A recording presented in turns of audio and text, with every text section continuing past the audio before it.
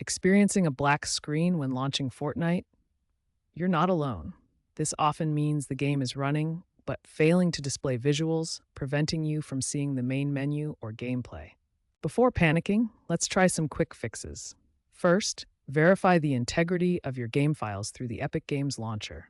Corrupted files are a common cause. Next, ensure your graphics drivers, NVIDIA, AMD, or Intel, are up to date. Outdated drivers often cause rendering problems. Finally, running Fortnite as an administrator can bypass permission issues that may be causing the black screen.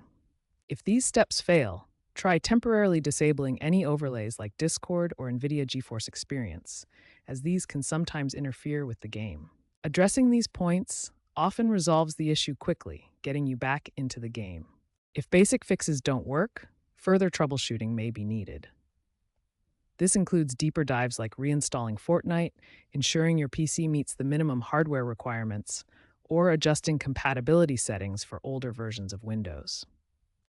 Ensuring your PC meets the minimum hardware requirements is crucial. Fortnite requires at least 8 GB RAM and an adequate GPU, as shown in the system requirements.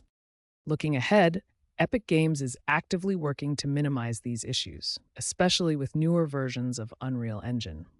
Recent updates have reduced black screen occurrences, and future updates promise better rendering fallbacks and potentially AI-driven diagnostics within the Epic launcher to auto-fix common problems.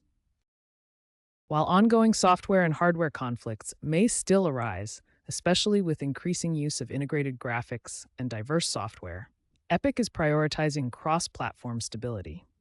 By staying proactive with driver updates and understanding potential software conflicts, you can significantly reduce the chance of encountering this frustrating problem and keep enjoying Fortnite.